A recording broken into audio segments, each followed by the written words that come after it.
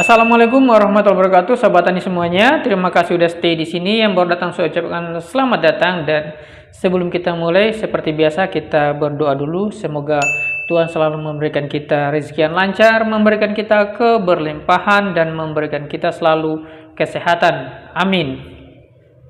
Oke, hari ini kita akan bahas tentang topik ini, tentang budidaya kapulaga. Nah, kapulaga ini sebenarnya sahabat tani ini sangat mahal ya, tergolong rempah-rempah yang mahal. Karena apa? Karena salah satu penyebabnya adalah jarang sekali yang tanam ya. Jadi termasuk rempah-rempah yang langka dibudidaya oleh petani-petani. Nah, ini sehingga menjadi prospek yang besar ya. Jadi sebenarnya yang sahabat tani perlu pahami bahwa kapulaga ini tidak terlalu rumit, ya, bahkan cenderung mudah ya dalam perawatannya. Hanya saja mungkin teman-teman belum pernah, karena ini jarang yang membudidaya kapulaga. Jadi sahabat tani bisa mulai mengembangkan ini, membudidaya kapulaga ya. Oke, harga lokal dan potensi penghasilan per tahun mari kita hitung ya. Jadi kapulaga di Indonesia memang bervariasi di harganya, tergantung lokasi dan juga permintaan pasarnya. Nah, misalkan di sentra pertanian ini tentu harganya akan sedikit lebih murah dibandingkan dengan lokasi di daerah penjualan, misalkan di kota seperti itu ya, pusat-pusat industri makanan dan lain-lainnya. Nah, ini memang tentunya harganya akan berbeda. Nah, harganya di antara 250.000 sampai dengan 350.000 per kilo, dengan hasil panen rata-rata ya setelah musim panen itu bisa sampai 1 sampai 2 ton per hektarnya. Oke, potensi penghasilannya ya bisa diperoleh dari 1 hektar itu kurang lebih sekitar 375 sampai dengan 700 juta per rupiah setelah sekali panen ya. Kita ambil rata-ratanya saja setengah M ya per hektarnya. Nah, ini sangat menjanjikan sekali buat sahabat tani mulai mempertimbangkan untuk membudidayakan kapulaga ini. Jadi teman-teman mungkin mulai, oh ya, saya harus kayaknya kapulaga deh untuk mencoba ya. Sekali panen ya lumayan ya, bisa mungkin beli mobil atau bikin rumah baru ya, seperti itu. Ini budidaya kapulaga ini memang sebenarnya sederhana, tapi memang harus tepat ya. Bukan karena sederhana gampang kemudian teman-teman mungkin tidak terlalu memperhatikan bahwa harus kita menjaga, meramut, memanen, kemudian setelah panen bagaimana diperlakukan. Nah, ini harus diketahui dengan benar supaya nanti dalam membudidayakan kapulaga ini teman-teman tidak bingung lagi. Maka kita mulai ya, kita bahas ya. Siapa tahu teman-teman mulai tertarik untuk pensiun untuk dari pekerjaan lain, kemudian mau membudidaya kapulaga ini. Perawatannya gampang ya, kalau sudah tinggi sebenarnya tidak perlu perawatan ya. Yang penting ada air seperti itu, kemudian dia cukup air ya. Nah, ini akan kemudian dibiarkan saja. Nah, sampai panen, nah kapulaga ini sudah mulai akan menghasilkan. Ini kan penyakitnya jarang ya untuk kapulaga ya. Oke, jadi kenapa jarang penyakit? Karena dia sebenarnya punya anti hama ya, karena dia punya aroma yang khusus yang juga khas ya, ini yang kemudian hama tidak terlalu suka. Nah, ini untuk pemilihan lahan ini teman-teman bisa cari tanah yang gembur, yang subur seperti itu ya, kemudian bisa mulai menanam kapulaga. Nah, kalau ini yang perlu diperhatikan bahwa harus drainasenya bagus ya. Kalau tanah-tanah yang miring, di kemiringan di tanah yang miring ya, dataran yang miring, maka ini tidak perlu memerlukan drainase, tapi sudah cukup. Nah, ini sampai tadi mulai bisa membudidaya di lahan-lahan yang subur seperti itu ya. Jadi kapulaga ini memang tidak terlalu butuh banyak air ya. Kalau misalkan dia sudah mulai besar, itu sebenarnya dia tidak terlalu banyak butuh air, tapi tentunya ini sahabat tani bisa kemudian memperhatikan airnya di saat baru tanam ya. Untuk pengolahan lahan, sahabat tani bisa nanti membersihkan lahan seperti biasa, membersihkan gulma, bebatuan, sisa-sisa tanaman, kemudian akar. Nah, ini pembersihan ini penting agar nanti tanaman kapulaga bisa tumbuh dengan optimal tanpa ada gangguan-gangguan ya. Kemudian selanjutnya adalah penggemburan tanah. Ya, tanah ini digemburkan dengan cangkul ya, garpu ataupun menggunakan bajak ya, mesin juga tidak masalah ya, lebih bagus, lebih cepat. Nah, ini kedalaman sampai 20 sampai 30 cm seperti itu ya. Nah, ini dilakukan penggemburan. Tujuannya ya untuk nanti meningkatkan aerasi dalam tanah ya. nanti struktur tanah juga jadi bagus, pengakaran bagus, oksigen cukup ya. Kemudian tentunya nanti akan berpengaruh pada pertumbuhan dan juga nanti hasil panen. Tentu memang untuk semua tanaman harus seperti itu ya. Kemudian selanjutnya setelah penggemburan tanah, kita lakukan pembuatan bedeng. Nah, pembuatan bedeng ini kita lakukan dengan ukuran 1 sampai 1,5 meter ya, seperti itu. 30 cm ketinggian ya. Nah, ini kemudian bedengan ini fungsinya apa ya? Fungsinya nanti untuk mencegah genangan air, kemudian nanti untuk memperbaiki aerasi tanah ya. Jadi oksigen itu tercukupi, kemudian penggemburan tanah sehingga perkembangan akar juga bagus, pertumbuhan bagus. Nah, untuk tanah-tanah yang asam, nah, mungkin daerah sahabat tani ada yang asam ya, ini pH tanahnya kemudian drop seperti itu karena asam ya, silakan dinetralkan tanahnya juga menggunakan kapur dolomit ya. Nah, ini 1 sampai 1,5 ton per hektar. Nah, tergantung aja lah, tergantung dari keasaman tanahnya. Nanti diukur dulu tanahnya asam berapa asamnya. Nah, ini nanti diberikan sampai nanti naik ke asamnya ya, kadar keasaman itu nanti cuma 5,5 sampai dengan 6 ya. 6,5 itu udah cukup ya. Kalau di bawah itu ya monggo silakan memberikan pengapuran. Selanjutnya adalah pemberian pupuk dasar. Nah, pupuk dasar ini sahabat tani bisa berikan pupuk kandang atau kompos. Nah, ini 1 hektar bisa berikan 10 sampai dengan 15 ton ya. Kalau lahan cuma 1000 meter, misalkan 100 kali 10 meter, maka 1 ton atau 1 sampai setengah ton ya, ini diberikan. Nah, ini tujuan untuk pupuk kandang itu apa? Kenapa harus selalu ada pupuk kandang atau pupuk kompos? Nah, karena ini sebagai sumber nutrisi buat tanaman ya, nutrisi makro maupun mikro. Yang paling penting adalah nutrisi mikronya ya. Nah, seperti itu. Dia juga sebagai sarang nanti buat mikroba. Walaupun dia sudah ada N-nya tidak terlalu banyak, P-nya tidak terlalu banyak, kalium tidak terlalu banyak, tapi dia mengandung unsur-unsur mikro yang hampir yang komplit ya, banyak sekali, termasuk di situ nanti ada enzimnya ya, di situ ya ada hormonnya, auksin, gibran dan sitokinin, di situ juga sudah ada ya, ada magnesiumnya. Nah, ini sahabat tani kemudian bisa memberikan pupuk kandang atau pupuk kompos di pemberian pupuk dasar.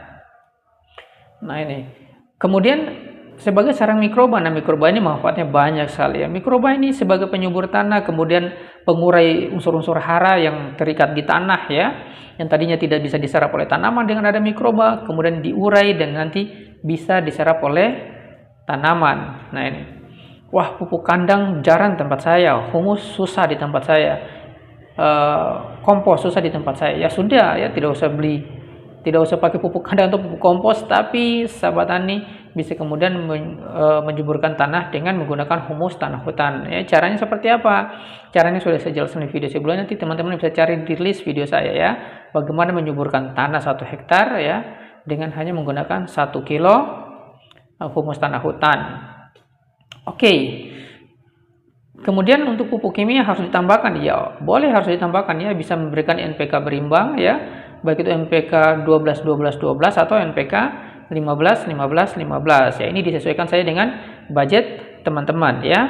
Nah, diberikan NPK berimbang. Ini perlu perhatikan, NPK berimbang yaitu diberikan berapa kilo? Diberikan 300 kilo per hektarnya. Nah, ini campur dengan pupuk kandang ya, dimix saja kemudian dicampur, kemudian diberikan merata ya, monggo ya, biar lebih gampang ya, seperti itu. Nah, kemudian setelah itu pemberiannya seperti apa ya? Setelah pembuatan bedeng itu kemudian diberikan merata di atas bedeng, kemudian ditimbun nanti dengan tanah dari pembuatan drainase atau pembuatan jarak drainase ya, atau got di antara jarak tanam itu agar tertimbun. Nah, nanti dia posisi pupuknya nanti di dalam tanah, bukan lagi di permukaan tanah, seperti itu. Disebar merata dulu ya, kemudian ditimbun dengan tanah dari drainase tadi, sehingga pupuk kompos itu nanti dia berada di dalam tanah tapi bukan di permukaan tanah ya, seperti itu. Oke, itu untuk pupuk dasar. Kemudian selanjutnya kita mulai dengan pemupukan susulan. Nah, pemupukan susulan ini nanti sahabat tani bisa berikan, itu diperlukan untuk pertumbuhan kapulaga di beberapa tahap pertumbuhan ya, mulai dari fase vegetatif maupun sampai fase generatif tadi. Kemudian berikan di usia berapa? Usia 0 sampai dengan 2 bulan. Ini tanaman kapulaga membutuhkan nitrogen dalam nitrogen yang cukup ya, untuk menunjang pertumbuhan daun dan batang ya. Ini teman-teman bisa memberikan pupuk urea atau NPK dengan komposisi nitrogen tinggi ya, seperti itu. Artinya mungkin teman-teman bisa cari NPK yang komposisi 16-16-8, fosfat dan nitrogen 16, kemudian kaliumnya cuma 8, seperti itu. Kalau tidak ada, seperti apa NPK seperti itu ya, pakai saja urea dan juga TSP ya, seperti itu. Ureanya 1, TSP-nya 1. Nah, seperti itu. Kemudian KCl-nya bisa berikan saja setengah kilo ya, seperti itu. Jadi 1,5. Nah, ini diberikan setiap 3 bulan sekali ya. Diberikan 150 sampai 200 kg per hektarnya. Aplikasinya ya ditabur merata di sekitar pangkal tanaman atau kemudian ditutup dengan tanah ya. Kalau tidak ditutup dengan tanah bagaimana? Ya kalau tidak ditutup dengan tanah, ini kalau di musim kemarau nanti pupuknya ini akan sulit sekali untuk terurai. Tapi kalau ditutup dengan tanah, setidaknya kelembapan tanah itu akan mulai bisa mengurai pupuk tersebut. Nah, jangan lupa selalu disiram ya, diberikan penyiraman agar tanah itu menjadi lembab.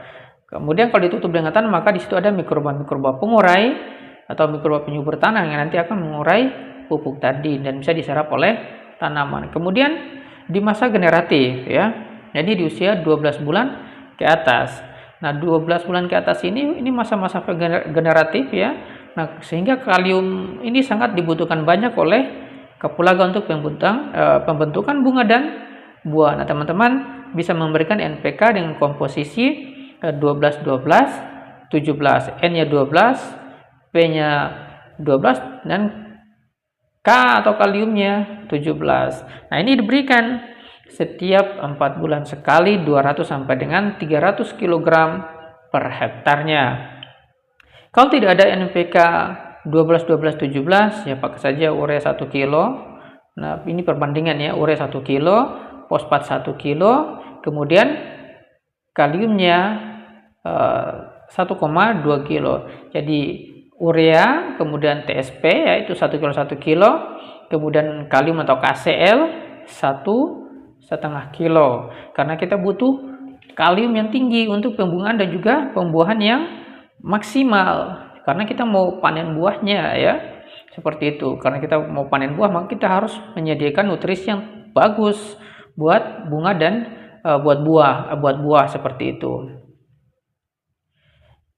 Kemudian pemberiannya gimana? Pemberiannya nanti diberikan di sekitar 30 cm atau 20 cm dari pangkal tanaman, kemudian pangkal batang tanaman, kemudian ditutup dengan tanah. Ya, kemudian dipanen. Panen kapan? Ini dipanen sekitar usia 2 sampai 3 tahun. Memang prosesnya cukup lama seperti itu, 2 sampai 3 tahun baru panen. Tapi setelah panen maka siap-siap kita harus beli Pajero sepertinya ya. Ya, karena panennya ini 2 sampai 3 kali dalam setahun ya. Tergantung kondisi lingkungannya ya, dan juga perawatan tanaman serta kesuburan tanah tadi. Ya, paling enggak 6 bulan 1 kali lah. Tapi biasanya 4 bulan 1 kali panen ya. Jadi ini perlu perawatan pemberian pupuk dengan tinggi kalium untuk buah tadi. Oke. Jadi perhatikan ya teman-teman ya. Jadi kemudian untuk pemanenannya, teman-teman bisa panen di saat buahnya mulai kuning muda seperti itu ya. Nah, ini panennya nanti di pagi hari ya, setelah nanti buahnya itu mulai mengering dari embun-embun ya, seperti itu ya. Kemudian setelah panen kemudian diproses ya untuk dijemur. Nah, ini karena nanti penanganan kalau yang terlatih untuk pasca panen ini nanti bisa menyebabkan pada kualitas kapulaga itu sendiri ya. Kemudian nanti kalau kualitasnya menurun berarti nanti harganya juga akan menurun. Jadi perlakuan pasca panen ini juga memang penting ya. Jadi ada tahapan-tahapannya. Nah, untuk memastikan buah ini tetap kualitasnya tinggi ya. Nah, ini pertama dilakukan pembersihan. Setelah dipanen itu teman-teman bisa cuci, bersihkan seperti itu untuk membersihkan dia dari tanah seperti itu ya. Yang tanah-tanah yang menempel. Nah, proses pencucian ini harus dilakukan dengan hati-hati ya, agar buah tidak rusak ya, karena buahnya kan bukan buah yang bulat, tapi buah seperti kembang, seperti bunga atau seperti bintang seperti itu ya. Jadi ini memang harus hati-hati, jangan sampai dia buahnya menjadi patah seperti itu, jangan sampai rusak ya dalam pembersihan. Kemudian selanjutnya pengeringan. Nah, pengeringan ini dilakukan dengan penjemuran buah ya di sinar matahari seperti itu, atau menggunakan juga oven ya. Kalau oven berapa derajatnya? 40 sampai dengan 50 derajat Celcius. Nah, nanti dikeringkan sampai kadar air 10 sampai 12% atau artinya sudah sangat kering. Artinya kalau kita patahkan itu udah nggak bisa ya, keras seperti itu, tidak alot seperti buah yang masih baru. Nah, itu dia keras ya, seperti mengayu seperti itu, mengkayu seperti itu ya. Nah, ini berarti itu udah kadar sekitar 10 sampai 12% kadar airnya. Kemudian sahabat tani bisa kemudian mengemas ini ya. Nah, ini bisa dikemas, nanti kemudian masukkan di karung, di plastik dulu, kemudian masukkan di karung goni agar nanti kualitas dari buah kapulaga ini terjaga ya, seperti itu. Nah, kemudian penyimpanannya bagaimana? Penyimpanan yang bagus ini di tempat yang bagus, saya sarankan karungnya ya.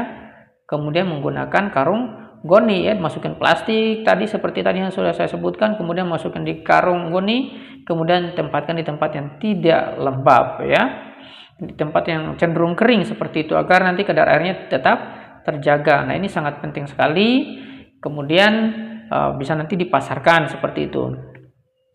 Oke, selanjutnya pasca panen ya. Pasca panen nanti berikan lagi nutrisi pasca panen ya, untuk mengembalikan nutrisi-nutrisi kepada tanaman kita. Oke, jadi agar dia nanti di siklus berikutnya dia sudah tersedia nutrisinya sehingga dia bisa berbuah lagi dengan bagus. Nah, ini bisa berikan lagi pupuk kandang 10 ton per hektarnya lagi ya. Kalau tidak mau pupuk kompos, silakan menggunakan humus tanah hutan tadi seperti yang sudah saya sebutkan ya di awal tadi. Dan kemudian nanti bisa diaplikasikan dikocor di sekitar di tanaman seperti itu ya. Kemudian diberikan dengan pupuk NPK dengan kalium tinggi ya, karena dia sudah masa generatif, dia sudah berbuah terus menerus ya, paling tidak nanti kita panen 4 bulan sekali, maka berikan sebanyak 250 sampai 250 kg per hektar ya, sampai 300 kg per hektar pun tidak masalah. Nah, diberikan disebar merata di sekitar batang ya, 10 sampai 20 cm dari batangnya.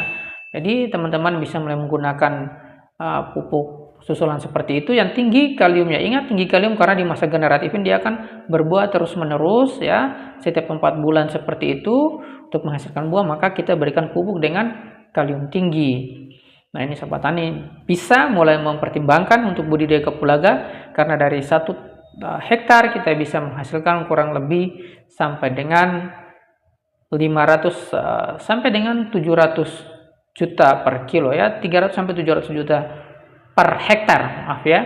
Oke, jadi kita rata-ratanya sinyal 500 juta per hektarnya. Ini artinya kita sudah bisa dapat dana pensiun kita per tahun tanpa harus pusing-pusing lagi. Jadi sahabat tani yang tadinya budidaya yang lainnya mungkin bisa mempertimbangkan untuk budidaya kapulaga. Semoga ini bermanfaat. Sampai jumpa di video-video bermanfaat selanjutnya. Jangan lupa untuk like, subscribe, dan komen dulu. Assalamualaikum warahmatullahi wabarakatuh.